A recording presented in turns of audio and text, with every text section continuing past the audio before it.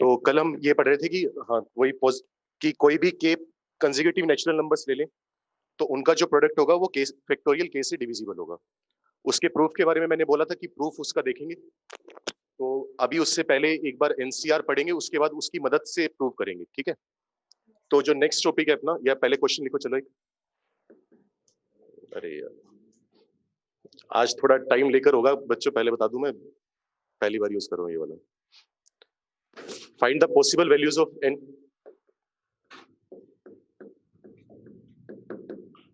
इसमें राइटिंग बड़ी गंदी आती है। Find the possible values of n if factorial 1 plus factorial 2 plus factorial 3 ये जा रहा है हमारे पास फैक्टोरियल एन तक, is a perfect square.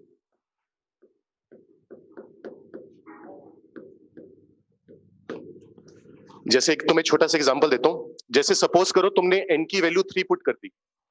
n की वैल्यू 3 पुट करने का मतलब क्या होगा? फैक्टोरियल 1 आएगा, फैक्टोरियल 2 आएगा और फैक्टोरियल 3 आएगा। फैक्टोरियल 3 तक का सम होगा। अगर इनकी वैल्यू का सम निकाला जाए तो 1 + 2 + 6 कितना आ गया? 9। 9 कैसा नंबर है? Perfect square. अब हो सकता है जैसे n = 3 के लिए काम हो रहा है, हो सकता है और भी बहुत सारे n हो जिसके लिए ये काम होता हो। तुम्हें बताना है कितने n होंगे जिसके लिए ये पूरा का पूरा सम एक परफेक्ट स्क्वायर आएगा। ट्राई करो। इसको करने का तरीका क्या होगा? सबसे पहले तो एक बात समझो, यहां पर कुछ अपने को ऑब्जर्वेशंस करनी पड़ेंगी। जैसे अगर तुम 1 का स्क्वायर करो, अगर इसकी यूनिट डिजिट की बात करें कितनी आएगी? 1 आएगी। अगर हम 2 का स्क्वायर करें तो उसकी यूनिट डिजिट कितनी आएगी? 4। अगर 3 का स्क्वायर करेंगे तो यूनिट डिजिट आएगी 9। 4 का स्क्वायर 16, लेकिन 16 में से मुझे सिर्फ क्या चाहिए? Unit digit. यूनिट डिजिट कितनी होगी? 6। अगर मैं 5 का स्क्वायर करूंगा तो कितना आएगा? 25। वहां से आएगा 5। एक बात और बता दूं बच्चों, नोट करते रहना आज। इसमें सेव पता नहीं होता है नहीं होता, मुझे भी नहीं पता होता है। अरे नहीं, ये जो लिखा हुआ है सेव हो जाता है, नहीं होता ना, तो टाइम दे दूंगा, नोट करते रहना साथ साथ। अगर 6 का स्क्वायर करें ये आता है 36, तो आ गया 6। अगर 7 का स्क्वायर करोगे कितना आएगा? 9। 8 का स्क्वायर करो कितना आएगा? 64, यूनिट डिजिट होगी 4। अगर 9 का स्क्वायर करोगे तो 81, यूनिट डिजिट आएगी 1। 0 का स्क्वायर करोगे तो कितना आएगा? 0। तो मैं ये कह सकता हूं कि कोई भी नंबर उठा लो, उसकी यूनिट डिजिट इनमें से कोई एक होगी। यहां पर तुम नोटिस करोगे 0 यूज हो रहे, 1 यूज हो रहे। कौन कौन से नंबर यूज नहीं हो रहे? 2 कहीं पर भी नहीं आया यहां पर। अगर 3 की बात करें, 3 आया कहीं पर? नहीं आया। 4 आया, बिल्कुल आया। 5 आया, 6 आया, 7 नहीं आया और 8 नहीं आया। तो तुम नोटिस करोगे कि किसी भी नंबर का स्क्वायर 2, 3, 7 या 8 से खत्म नहीं हो रहा इनमें से। अब इससे मतलब क्या हुआ? जैसे 1 का स्क्वायर 1 से एंड हो रहा है, अगर तुम 11 का स्क्वायर करोगे उसके भी एंड में कितना आएगा? 1 आएगा। शाबाश।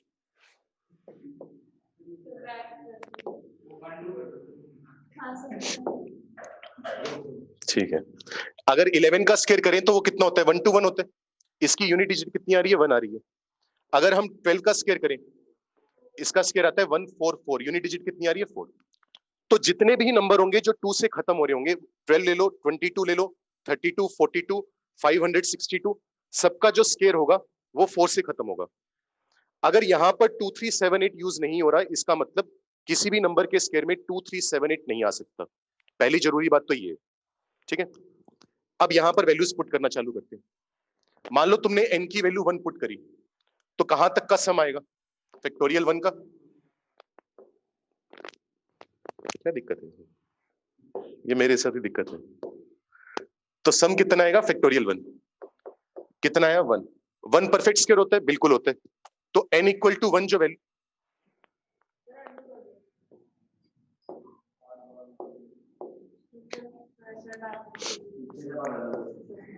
n = 2 पुट करेंगे तो s कितना आएगा?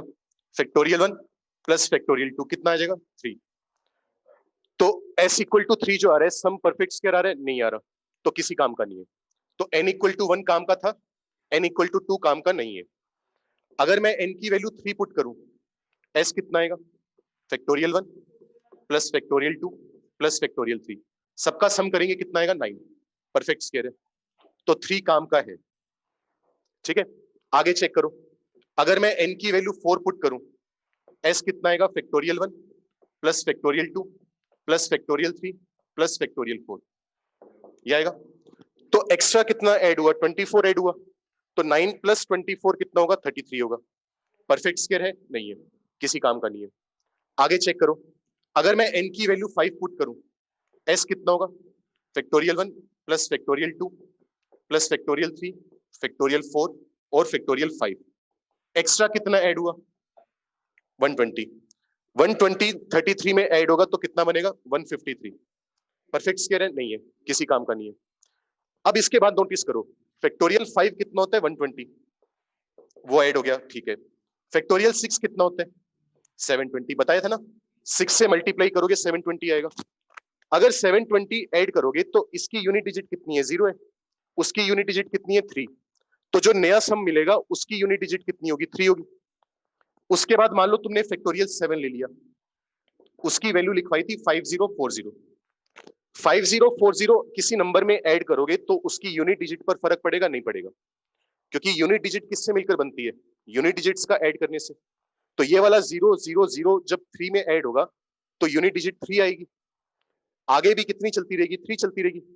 तो इसका मतलब अब 5 के बाद मैं कोई भी n की वैल्यू पुट कर दूं, यूनिट डिजिट उसकी कितनी आएगी? 3 आएगी।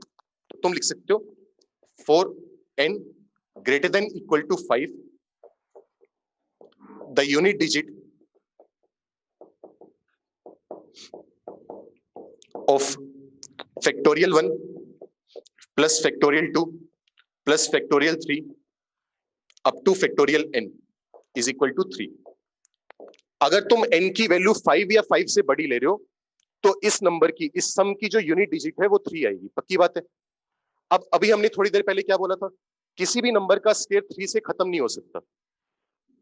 ये जरूरी नहीं है कि 1 से खत्म हो रहा है तो वो स्केयर होगा ही होगा। जैसे 31 है, 31 1 से खत्म होता है लेकिन किसी का स्केयर नहीं है।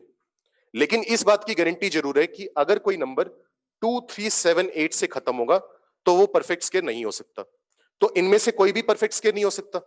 तो मुझे पता चल गया अगर मैं इन्फानेट तक भी जाऊंगा तो मेरे पास कोई n की वैल्यू काम की नहीं आने वाली। जो आ चुकी है वो पहले आ चुकी है। कितनी आ चुकी है? 2, 1 और 3। तो यहां से मुझे पता चला number of possible values of n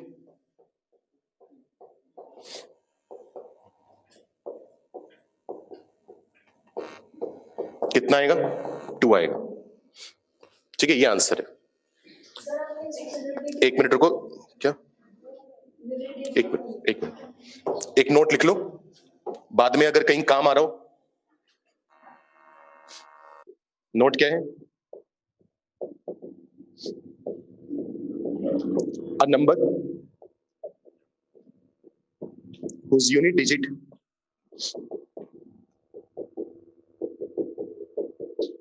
is 2, 3, 7 or 8 can never be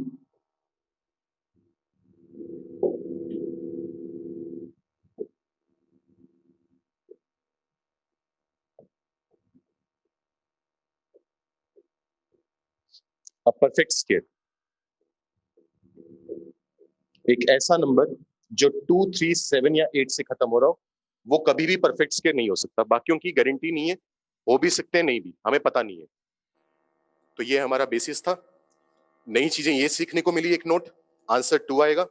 किसी को दिक्कत है तो जल्दी से पूछ लो, फिर आगे बढ़ते। क्योंकि यूनिट डिजिट से हमें पता लग गया, आइडिया लग गया हमें। टेंस डिजिट जो होती है वो कुछ भी आ सकती है।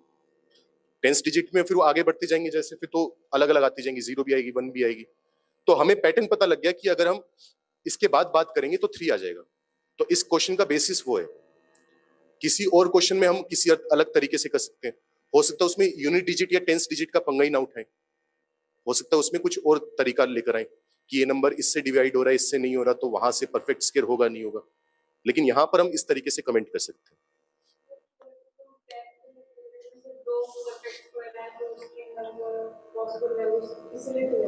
हाँ, एन की 2 वैल्यू आ रही है ना, तो 3 आ जाती।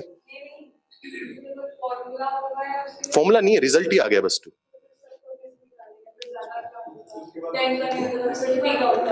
नहीं, मुझे पता है ना कि सभी फैक्टोरियल 0 से ही खत्म होंगे।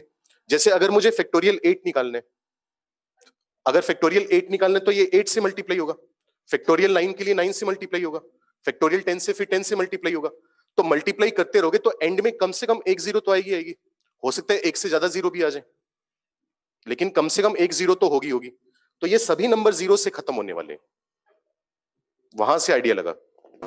चलो एक मिनट दोबारा रिपीट करता हूं, कुछ कर देता हूं, कुछ बच्चों को दिक्कत आ रही है। सबसे पहले तो हमने इन नंबर्स के स्केयर करके ये बात पता करी कि किसी भी नंबर का अगर स्केयर होगा तो वो या तो 0 से एंड होगा, या 1 से एंड होगा, या 4 से, 6 से, 9 से। ये सारे नंबर्स हैं।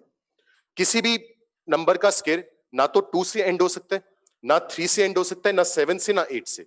ये बात गांठ बांध लो, ये जो नोट लिखा हुआ है। A number whose unit digit is 2, 3, 7 और 8 can never be a perfect square। ठीक है। इसके बाद हमने चालू किया कि इसने कहा था ये नंबर जो है, ये नंबर हमें परफेक्ट स्केयर चाहिए। n की अलग अलग वैल्यू पुट करनी थी। हमने कुछ वैल्यू पुट करके देख ली 5 तक, वहां तक तो कोई दिक्कत नहीं होगी, डायरेक्ट सम करें। फिर मैंने कहा कि जब n इक्वल टू 6 की बात करेंगे तो फैक्टोरियल 6 ऐड हो जाएगा, जैसे 720 ऐड हो जाएगा पिछले वाले सम में। तो जब मैं 153 और 70, 153 और 720, जब मैं इन दोनों को ऐड करूंगा तो यूनिट डिजिट कितनी आएगी? 3 आएगी। चेक करो। जब n को 7 लेंगे तो ये वाला नंबर और ऐड हो गया। जब 5040 में 873 ऐड करेंगे तब भी यूनिट डिजिट कितनी आएगी? 3 आएगी। अच्छा, फैक्टोरियल 8 कितना होता है? लिखवाया था कल, 40320। जब वो ऐड करेंगे तब भी यूनिट डिजिट कितनी आएगी? 3 आएगी। मतलब आगे मैं इनफाइनाइट तक कहां तक भी ले जाऊं, इनका जो सम आएगा उसकी यूनिट डिजिट हमेशा 3 रहेगी। ठीक है। अगर हमेशा यूनिट डिजिट 3 आएगी तो वो नंबर कभी भी परफेक्ट स्केयर नहीं हो सकता, इस प्रॉपर्टी की वजह से। अब बताओ, अब समझ में आया नहीं आया?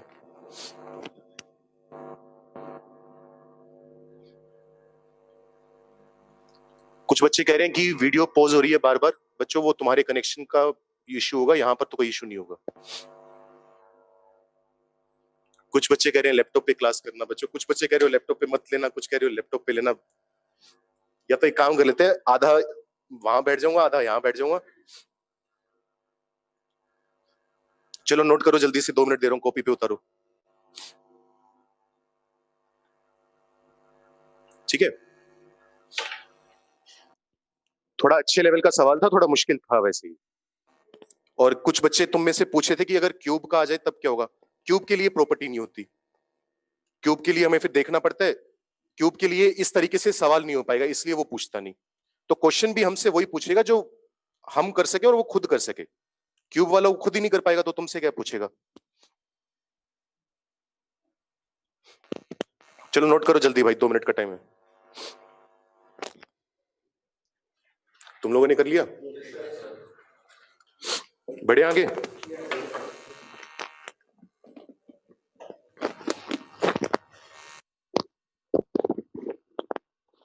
चलो, इसके बाद हमारे पास जो नेक्स्ट टॉपिक आता है वो है एनसीआर। जैसे कल हमने फैक्टोरियल पढ़ा था, वैसे ही एक चीज होती है एनसीआर।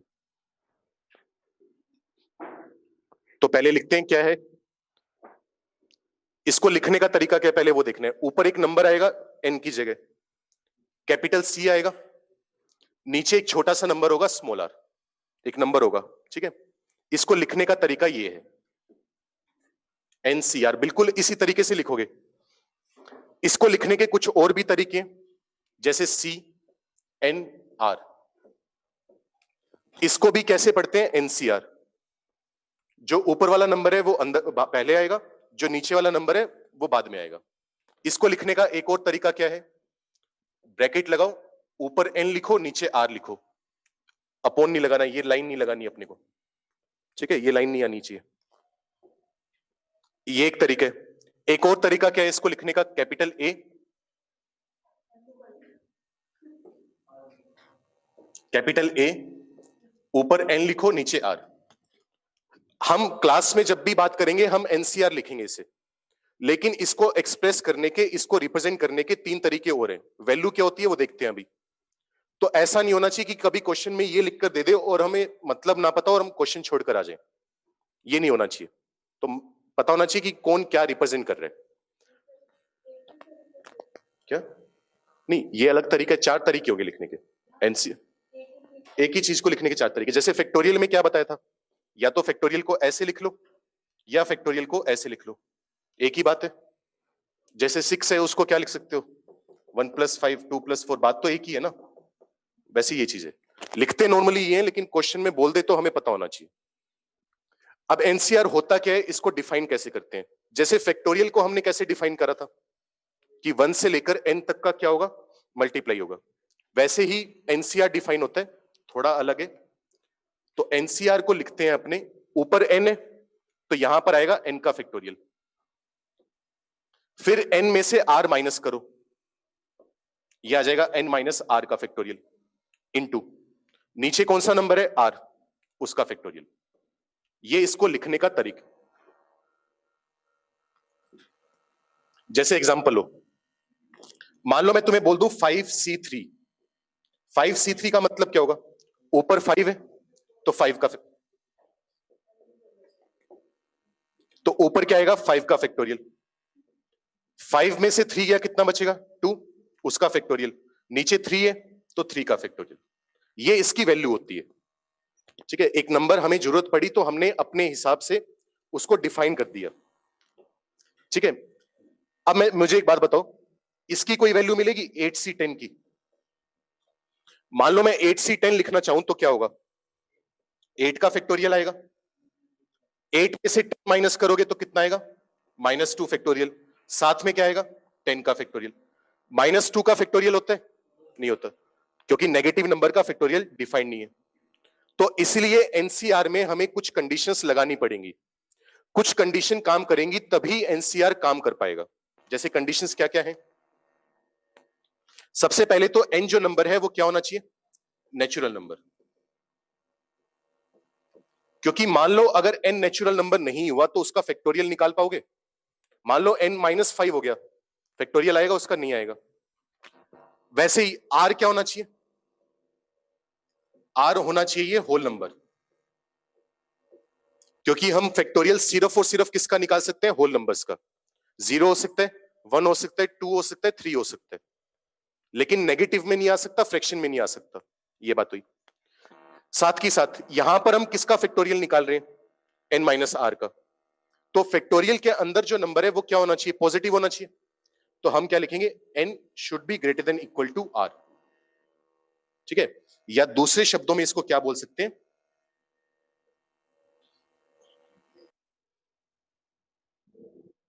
नहीं ठीक है, पड़ जाएगी आदत। या दूसरे शब्दों में हम लिख सकते हैं कि r जो है वो n के इक्वल या n से छोटा होना चाहिए। क्योंकि मान लो r n के इक्वल हो गया तो n - n कितना होगा, 0। 0 का फैक्टोरियल आता है, बिल्कुल आता है, कितना 1। r की मिनिमम वैल्यू कितनी हो सकती है, क्योंकि 0 का फैक्टोरियल आ सकता है। मान लो मैंने r को -2 पुट कर दिया तो -2 का फैक्टोरियल आएगा, नहीं आएगा। तो ये 3 कंडीशन काम करेंगी तभी एनसीआर काम करेगा। अगर एक भी कंडीशन फेल हुई, एनसीआर फेल है। पल्ले पड़ा क्या कह रहा है, ये इसकी डेफिनेशन, ये लिखने का तरीका है इसको। बताओ भाई कोई दिक्कत है तो।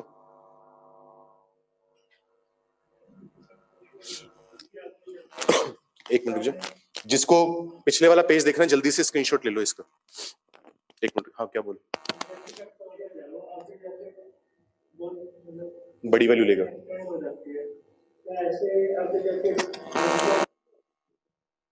हाँ, कितनी मर्जी ले ले, एन को बढ़ाता रहे, आर को बढ़ाता रहे।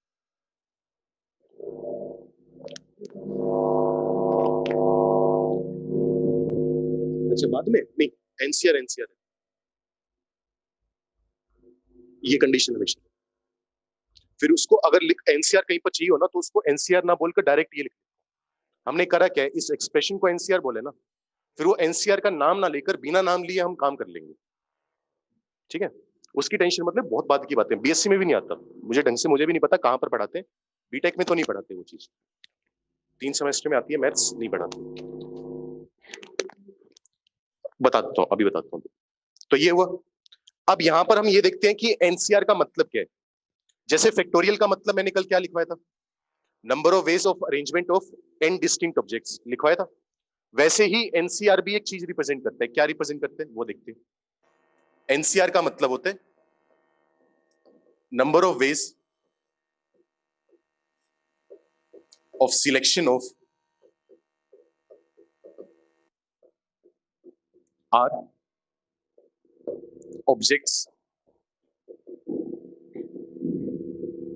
From n distinct objects.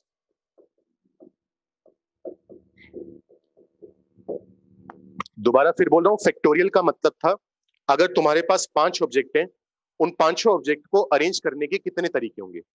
वैसे ही एनसीआर से भी एक मतलब निकल कर आता है। एनसीआर का मतलब क्या है कि अगर तुम्हारे पास टोटल एन ऑब्जेक्ट्स हैं, उसमें से तुम्हें आर ऑब्जेक्ट्स का सिलेक्शन करना है। एग्जांपल देता हूं अभी, तो उसके नंबर ऑफ वेज। जैसे एग्जांपल देखते हैं,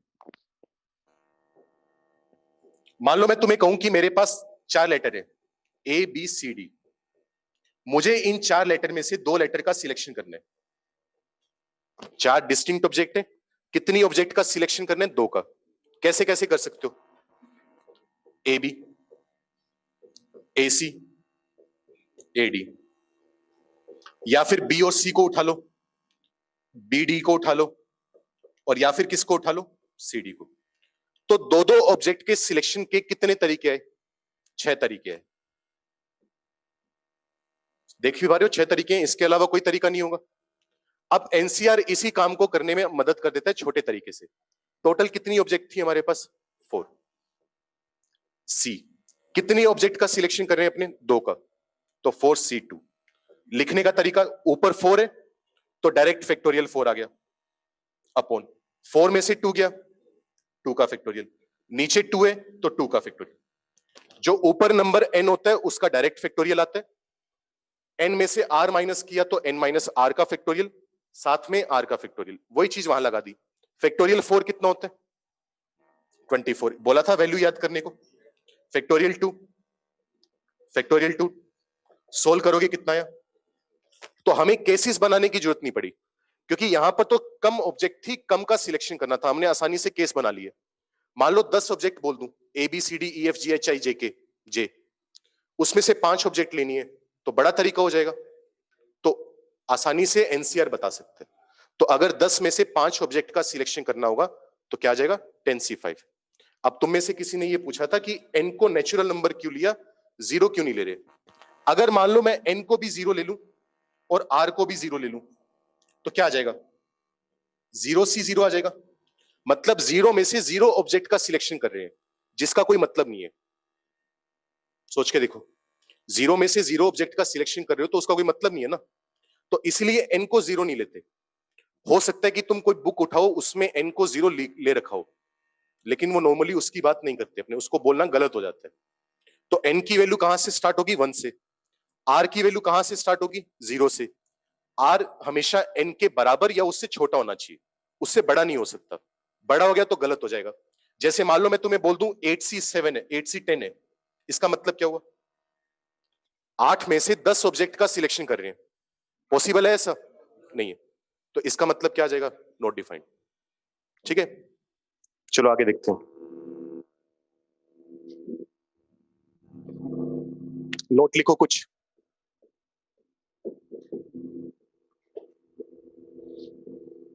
पहला नोट तो क्या है? अभी देखो 2 मिनट पहले मैंने क्या बोले?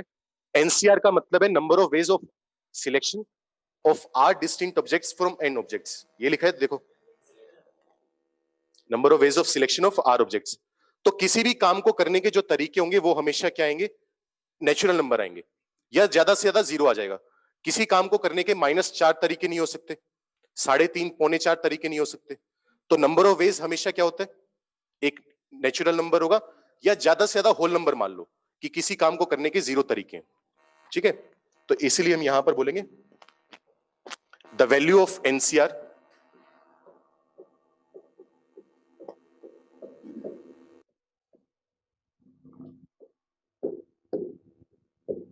wherever defined,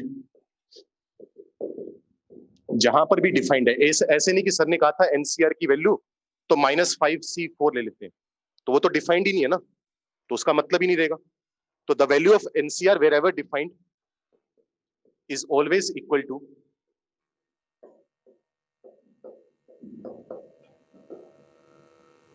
अ नेचुरल नंबर, इसकी जो वैल्यू आएगी वो नेचुरल नंबर आएगी, कभी भी फ्रैक्शन में नहीं आ सकती, माइनस में नहीं आ सकती, इरेशनल नंबर नहीं आ सकता। ठीक है, ये हुआ। और यहां पर लिख लोगे कि r जो है वो less than equal to n है। सेकंड पॉइंट क्या है यहां पर, for r greater than n। अभी मैंने क्या बोला था, अगर नीचे वाला नंबर ऊपर वाले से बड़ा आ गया तो दिक्कत हो जाएगी, पॉसिबल ही नहीं है। For r greater than n, NCR is not defined. हम क्या बोल देंगे, NCR की कोई वैल्यू ही नहीं आएगी। जैसे फॉर एग्जांपल 10C15, क्योंकि हम 10 में से 15 ऑब्जेक्ट सिलेक्ट नहीं कर सकते, पॉसिबल ही नहीं है, तो क्या होगा, नॉट डिफाइंड। बट समटाइम्स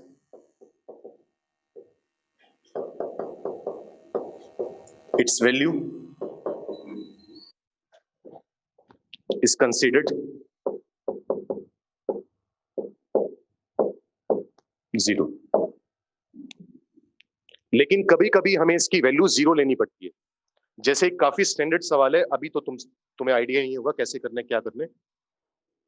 कुछ लेक्चर्स में हम एक क्वेश्चन करेंगे इस टाइप का, तुम्हें बोलेगा सिग्मा आर जा रहा है 0 से लेकर 10 तक 8CR, इसकी वैल्यू बताओ कितनी आएगी।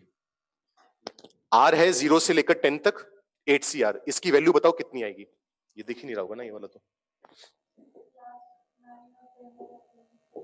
तो इसकी वैल्यू निकाल कर देखते हैं। आर को पहले 0 रखो, कितना आएगा 8C0। आर को 1 रखो, कितना आएगा 8C1। फिर कितना आएगा 8C2। कहां तक जाएगा 8C8, 8C9, 8C10। तो जब तक नीचे वाला नंबर ऊपर वाले नंबर के बराबर है तब तक तो कोई दिक्कत नहीं है। इन सब की वैल्यू निकालनी आती है अपने को, निकाल लेंगे, शाबाश। इस सब की वैल्यू अपने को निकालनी आती है, हम निकाल लेंगे। लेकिन 8C9 की वैल्यू क्या होगी, नॉट डिफाइंड। 8C10 की वैल्यू क्या होगी, नॉट डिफाइंड। अब दो नॉट डिफाइंड नंबर ऐड करेंगे तो सम भी क्या आ जाएगा, लेकिन सवाल तो करना है, तो मजबूरी हो जाती है यहां पर इन दोनों नंबर को जीरो लेना। तो वैसे हमें सही बातें पता होनी चाहिए, वैसे वैल्यू क्या है, नॉट डिफाइंड। लेकिन कभी कभी हमें, but sometimes it's value is considered zero. मजबूरी हो जाती है जीवन की कि नंबर लेने हैं 4 नंबर, तो जीरो लेना ही पड़ेगा अपने को, तो वो ध्यान रखना। क्या नहीं नहीं, नंबर बने तभी तो इतनी पॉइंट लिखवा रहा हूं, नहीं तो आगे चल जाते हैं। अभी तक तो तभी तो लिखवाया ना कि पहले ये चीज लिखी है कि नॉट डिफाइंड है, और जब नंबर लेने होंगे तब हम बोलेंगे कि जीरो है। वैसे तो ये सवाल देता ही नहीं है, इतनी समझ उसमें भी है कि वो 8 तक देता है। लेकिन कभी ऐसा हो जाए, कोई मटेरियल मिल जाए, तो मजबूरी हो जाती है जीरो लेना। अब उस टाइम तुम आकर बोलोगे कि सर नॉट डिफाइंड बोला था आपने, तो मैं भी तो कवर कर रहा हूं ना अपना आगे, कि आगे तुम दिक्कत ना पैदा, तो पहले से समझ रहे हो। तो वैसे तो आईआईटी वालों में अकल है, हमसे ज्यादा अकल है, पेपर बना रहे हैं वो, तो वो यहां पर 10 लिखेंगे नहीं, वो यहां पर 8 लिखेंगे। लेकिन गलती कहीं हो जाए, कोई बुक कर रहे हो, कुछ भी कर रहे हो, गलती से आ जाए, तो ऐसा ना हो कि उसकी वजह से टेंशन में 4 नंबर छोड़े हम आसान से। तो ये भी नोट करो जल्दी से, फिर कुछ वैल्यूज निकाल कर देखते हैं। पारस कह रहे सर दिख ही नहीं रहा,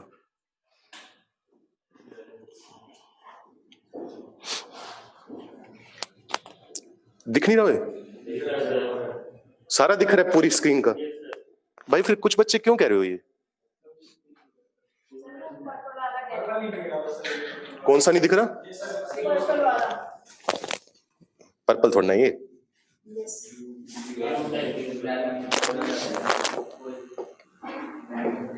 बच्चों 1-2 क्लास से एडजस्ट कर लो, मैं भी पहली बार यूज कर रहा हूं, 1-2 क्लास में सेटिंग बैठ जाएगी अपनी। सही दिख रहा है,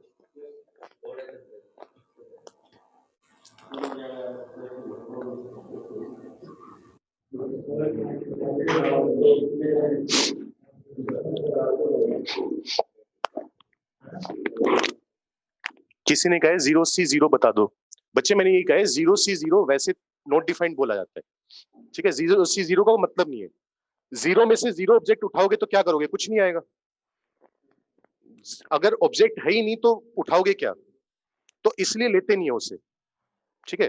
तो 0C0 की बात ही नहीं करनी है अपने को। कोई पूछ ले तो कह दो हमें नहीं पता। किसकी? तो फॉर्मूले का क्या है बेटा? फॉर्मूले में तो क्या एग्जांपल दूं तुझे? 1 मिनट रुक, 1 मिनट रुक जा। फॉर्मूले का कुछ नहीं होता। फॉर्मूला मैंने कल तुम्हें क्या कहा था? फैक्टोरियल 0 1 क्यों होता है? अपनी कन्वीनियंस के लिए, क्योंकि हमें जरूरत पड़ी। एक्चुअली में तो फैक्टोरियल 0 अगर तू डेफिनेशन यूज करे कि 1 से लेकर n तक का मल्टीप्लाई, तो 1 से लेकर 0 का मल्टीप्लाई कितना आएगा? 0 आएगा, या कुछ आएगा ही नहीं। 1 से 0 का तो मतलब उल्टा काम चलना चालू कर दिया, तो मतलब नहीं है ना। तो 0 फैक्टोरियल हमने क्यों लिया? क्योंकि हमें काम था, हमें उसको डिफाइन करना था। तो फॉर्मूले पर मत जा। अब जैसे मान ले मैं तुझे ये बोल दूं sine square x -3 sin x plus 2 equal to 0, तो यहां से तो साइन x की वैल्यू 2 भी आएगी, तो काम की है वो। हालांकि फॉर्मूले और इक्वेशन में फर्क है, ये इक्वेशन है, लेकिन हर लिखी हुई चीज वो ऐसा नहीं है ना जो वैल्यू दे रही है वो सही दे रही होगी। यहां से भी कोई वैल्यू आ रही है वो गलत आ रही है, लेकिन बोलने को 0 से 0 को 1 बोल दो, लेकिन वो होता नहीं है डिफाइन, क्योंकि 0 में से 0 ऑब्जेक्ट उठाने के असल में एक तरीके से देखा जाए तो इनफाइनाइट तरीके हैं। सोच के देख, ना उठाओ। 0 ऑब्जेक्ट है, 0 + 0 + 0, या तो ये वाली 0 ऑब्जेक्ट उठा ली, या ये 2 उठा ली 0 वाली, या 3 उठा ली 0, तो कितने? तो मतलब ही नहीं है ना, इनफाइनाइट भी नहीं है वो, मतलब ही नहीं है उस चीज का। C10 की वैल्यू 1 होगी बेटा, ये करते हैं अभी। तेजस कह रहे हैं मैथ्स में भी बहुत अजम्पशन है। अजम्पशन नहीं है लड़के, ये टूल्स हैं हमारे पास। मैथ्स में कौन सी अजम्पशन है? अब तू कोई तो चीज डिफाइन करेगा ना, यूं तो तू कहेगा कि टी इंग्लिश का लेटर है वो क्यों यूज कर रहे हो? तो तेजस तो कुछ तो एज्यूम करना पड़ता है अपने को। अब जैसे छोटा सा एग्जांपल दूं, इंटीग्रेशन है। इंटीग्रेशन किसने दिया था? इंटीग्रेशन में न्यूटन का बहुत बड़ा हाथ था। अब इंटीग्रेशन से हमने बोल दिया कि क्या मिलेगा? एरिया मिलेगा। इतनी बात बोली है और सारा इंटीग्रेशन डिफाइन कर दिया, जो फिजिक्स में भी यूज करते हो, मैथ्स में भी यूज करते हो। तो थोड़ा सा तो शुरुआत करनी पड़ेगी ना। यूं तो इंटीग्रेशन पत्थर थोड़ा ना गिरा था ऊपर सिर के। अब सेब गिरा था, लेकिन सेब पर ये थोड़ा लिखा हुआ था कि इंटीग्रेशन होता है। वो तो फिजिक्स वाले करते हैं केमिस्ट्री में assumption कि ऐसा होता होगा, एक्सेप्शन है ये। मैथ्स तो बहुत प्यारी चीज है इस मामले में। मैथ्स यूनिवर्सल है, कहीं पर भी चले जाओ, मार्स पर चले जाओ तब भी यही मैथ्स है। फिजिक्स फिर भी शायद चेंज हो जाए। नोट कर लिया होगा।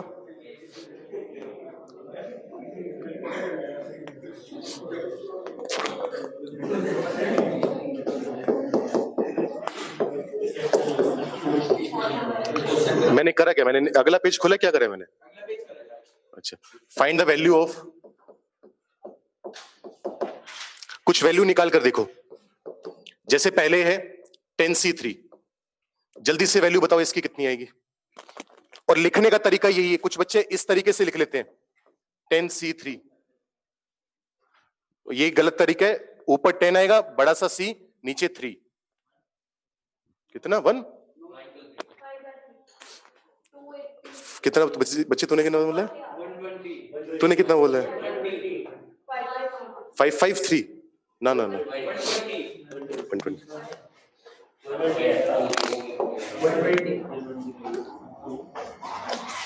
हाँ भाई, चैट वाले भी बताओ कितना आएगा। सबका आ गया। क्या करेंगे? ऊपर किसका फैक्टोरियल आएगा? 10 का। 10 में से 3 गया 7, 3 का फैक्टोरियल। अब ये जानबूझकर मैंने कल ही सिखा दिया था रेशियो लेना। पहले किसका फैक्टोरियल काटेंगे? 7 का। 7 का फैक्टोरियल काट दिया तो ऊपर क्या आएगा? 8 9 10। 7 का तो काट ही दिया, 3 का फैक्टोरियल बच गया 6। काटा पीटी स्टार्ट करो, कितना आ जाएगा? 100। कौन सी क्लास में? Non medical. कितना आ जाएगा? 120। ये आंसर है, ठीक है। जिसका नहीं आया था वो देख लो क्यों नहीं आया था। सेकंड करो, क्या लिखोगे? 12C2, जल्दी से वैल्यू बताओ कितनी आएगी।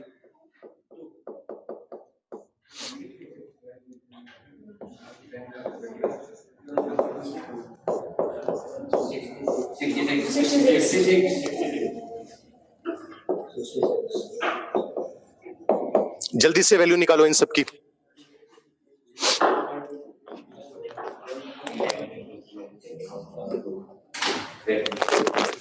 टाइम तो नहीं होगा, जल्दी से वैल्यू बताओ इन सबकी।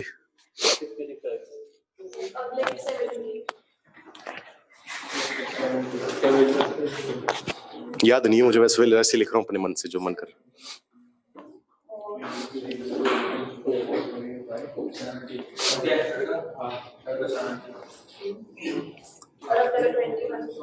और इस चैप्टर में कुछ नहीं है, ये मल्टीप्लाई डिवाइड है बस।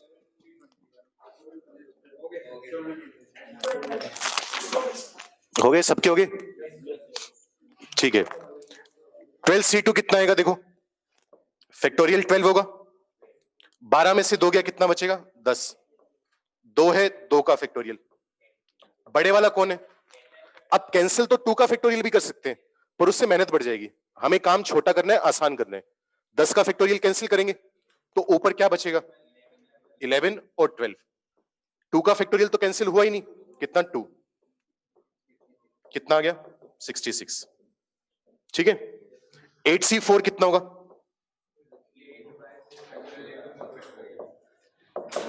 दोनों ही बराबर हैं, किसी को भी काट लो।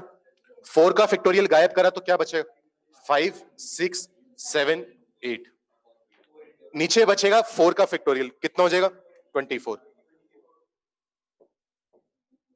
कितना आ गया 70, ये आंसर है। तो इससे पता भी क्या चल रहा है, अगर तुम्हारे पास 8 ऑब्जेक्ट पड़ी हो, 8 अलग अलग कलर की बॉल पड़ी हैं, अगर तुम उनमें से 4 बॉल सिलेक्ट कर रहे हो तो कितने वेज हैं 70।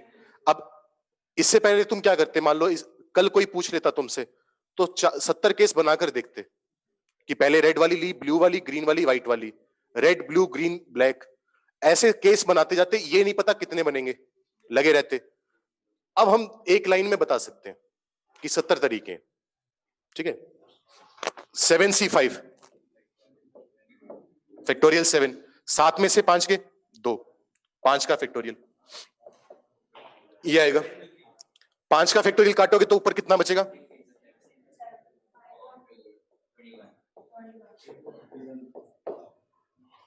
ठीक है। अब मैं तुम्हें सलाह नहीं दे रहा, लेकिन अब तुम्हें बताऊं, लोग इसका भी यूज करते हैं पैसा कमाने में, सलाह नहीं है, कहीं बोलो सर ने कहा था कि ये भी कर सकते हो। अब कुछ लोग इससे पोकर खेलते हैं, जुआ। अब तुम्हें ये पता है कि अगर राजा है, राजा के आने की प्रोबेबिलिटी कितनी है, चांस कितने हैं, तो तुम्हें पता है कि तुम्हारे जीतने के चांस कितने हैं, तो पैसे लगाने चाहिए नहीं लगाने चाहिए। लोग बड़े बड़े कैसीनो में जाके पैसे कमा के आ जाते हैं, पर वो नहीं सिखाऊंगा कैसे। पता चला इंजीनियर बनने निकले थे और कहीं साइड में बैठ के, उस पे बोरी होती है, बोरी जानते हो, सामान पैक होता है, उस पे बैठ के कहीं पत्ते खेल रहे हो अपने। ठीक है, समझ में आ गया ना सबको।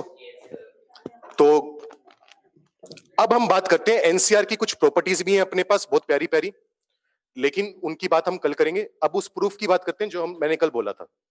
कल मैंने एक रिजल्ट लिखवाया था, क्या रिजल्ट था ये नोट कर लो अगर करना है तो इसमें कुछ।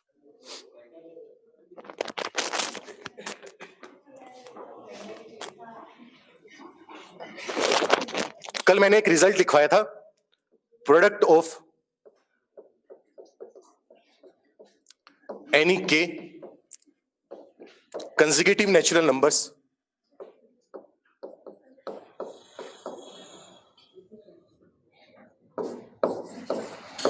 is divisible by factorial k। लिखवाया था ना ये, मैंने कहा था सोच के आना इसका प्रूफ क्या होगा, इसका प्रूफ करते हैं। तो हमें क्या करना है, कोई भी k लगातार कंसेक्यूटिव नेचुरल नंबर चाहिए। मैं पहला नंबर मान लेता हूं n+1, मैंने शुरुआत कर ली n+1 से, अगला नंबर क्या होगा n+2, इससे अगला नंबर क्या होगा n+3, इससे अगला नंबर n+4, चलता जाएगा, कहां तक जाएगा n+k तक, यही होगा ना। 1 से लेकर k तक जा रहे हैं तो कितने नंबर आगे, k नंबर आगे, कितना ऐड कर रहे हैं बार बार 1 1 ऐड करते जा रहे हैं, तो 1 1 ऐड कर रहे हैं मतलब कितने कंसेक्यूटिव नंबर्स आए k, ये प्रोडक्ट आ गया। मुझे चेक करना है कि ये नंबर ये नंबर फैक्टोरियल के से डिवाइड होगा या नहीं होगा। अगर मान लो मैं तुम्हें बोल दूं 18 है, 3 से डिवाइड होता ही नहीं होता? होता है। कैसे चेक करा? तुमने डिवाइड करा, डिवाइड करने से आया 6। 6 कैसा नंबर है? इंटीजर है। अगर डिवाइड करने से इंटीजर आया तो डिवाइड होता है। अगर मैं बोल दूं 15/4 डिवाइड होता है? क्यों नहीं होता? क्योंकि डिवाइड करोगे तो ये आएगा 3.75। इंटीजर आ रहे, नहीं आ रहा, तो डिवाइड नहीं होता। तो डिवाइड होता या नहीं होता, ये बात किस पर डिपेंड करती है कि डिवाइड होने पर इंटीजर आ रहा है या नहीं आ रहा। तो अगर मैंने प्रूव कर दिया कि ये नंबर इंटीजर है या नेचुरल नंबर है, तो मैं प्रूव कर चुका हूं कि ये नंबर डिवाइड होता है।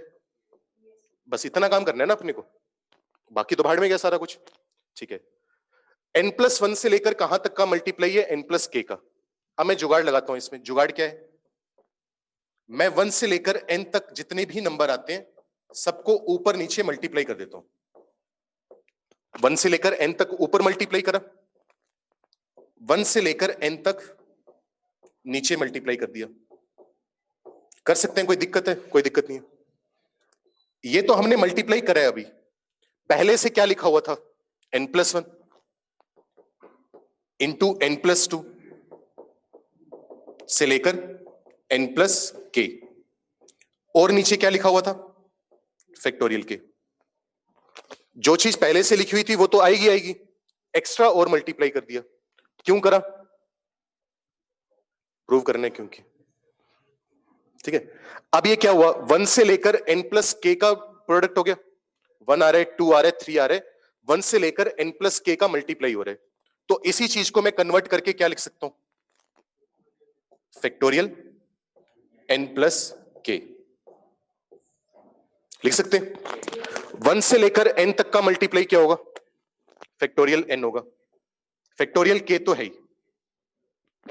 चेक करो, इसी चीज को मैं ये लिख सकता हूं n+k ck।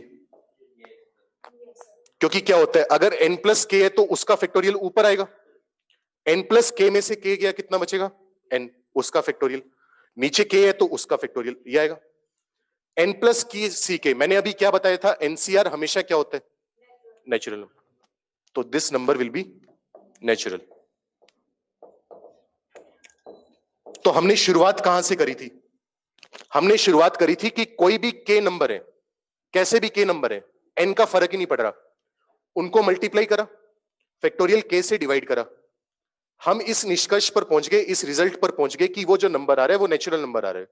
और अगर नेचुरल नंबर है इसका मतलब ऊपर वाला नंबर नीचे वाले नंबर से कंप्लीटली डिवाइड हो रहा होगा। यही हमारी रिजल्ट था, प्रॉपर्टी थी। सेकेंड लास्ट, यहां से ये कैसे आया? जब हम एनसीआर लिखते हैं तो क्या लिखते हैं? Factorial n, factorial n-r, factorial r।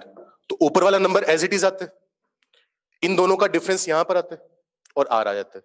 तो यहां पर भी क्या हो रहा है? n+k का फैक्टोरियल आ रहा है ऊपर वाले का, n+k में से k गया, कितना बचेगा? उसका फैक्टोरियल आ गया। नीचे वाला जो k है उसका फैक्टोरियल आ गया। तो इसको ये लिख सकते हैं। बताओ भाई, समझ में आया नहीं आया? हाँ भाई रजत, लास्ट टाइम रिपीट कर दिया, बता। लास्ट टाइम में बस मैंने इतना बोला है, एनसीआर हमेशा नेचुरल नंबर है, मतलब कंप्लीटली डिवाइड हो रहा होगा। सर n+k कैसे आया? कौन सा बच्चे कह रहे हैं? ये वाला कह रहा है n+k कैसे आया? क्योंकि 1 से लेकर n+k तक का मल्टीप्लाई है तो उसका फैक्टोरियल आ गया अपने पास। ठीक है, और ऊपर n+k इसलिए आया क्योंकि ऊपर n+k का फैक्टोरियल है। जैसे मान लो ये लिखा होता,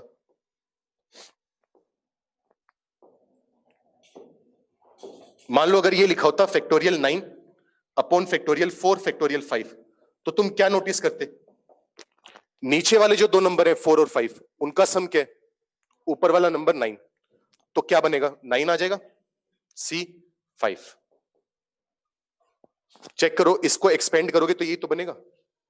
तो वैसे ही ये, अगर ऊपर वाले की बात करें तो वो नीचे वालों का सम है n और k का, तो n+k ऊपर आ जाएगा, बाद वाला k नीचे आ जाएगा। ये तरीका हुआ। तो ये प्रूफ है, नोट कर लो इसे।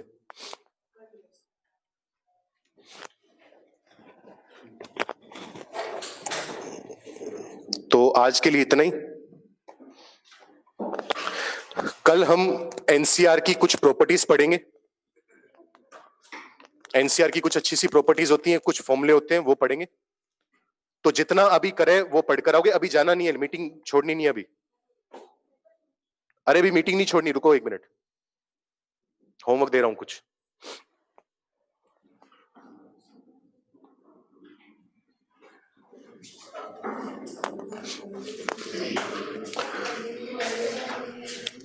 तो ये जितना अब तक अपने 2 लेक्चर में पढ़ा है उतना सब पढ़कर आओगे, प्रॉपर्टीज याद करनी है। अब तुम्हारा होमवर्क क्या है?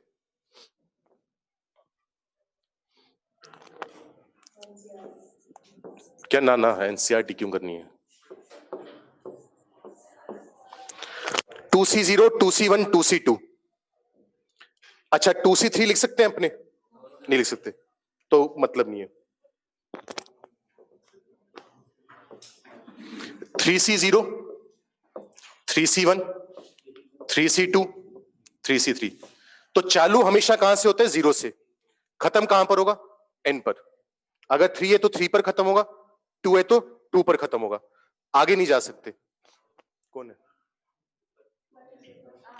अगर 4 की बात करें, 4C0 आएगा, 4C1 आएगा, 4C2, 4C3, 4C4, इसके आगे नहीं जा सकते। 0 से चालू होकर n तक। 5C0, 5C1, 5C2 कहां तक जाएगा? 5C5। 6C0, 6C1, 6C2 कहां तक जाएगा? इन सब की वैल्यू निकाल कर लाओगे कल, ठीक है? ये वो वैल्यूज हैं जो बहुत यूज होती हैं, रेगुलर बेसिस पर यूज होती हैं। एक भी दिन ऐसा नहीं निकलेगा जब ये वैल्यू यूज ना हो, इनमें से कोई ना कोई। तो धीरे धीरे तो अपने आप याद हो जाएंगी, शुरू में भी थोड़ा एफर्ट डालोगे तो हेल्प मिलेगी बाद में। हाँ 6 तक, ऐसे तो फिर इन्फाइनाइट तक है, फिर कितना निकालोगे? और थोड़ा सा बड़े नंबर कर दिए, 12-13 तक पहुंच गए, फिर तो पसीने छूट जाएंगे अपने, है ना? उतनी तो मुझे भी नहीं याद, फिर तुमसे क्या पूछूं। तो ये सारी वैल्यूज निकाल कर लाओगे, कल इसी को कंटिन्यू करेंगे। कल भी बाइनोमियल थ्योरम का ही है, डिस्कशन नहीं होगा, डिस्कशन अब नेक्स्ट वीक ही होगा।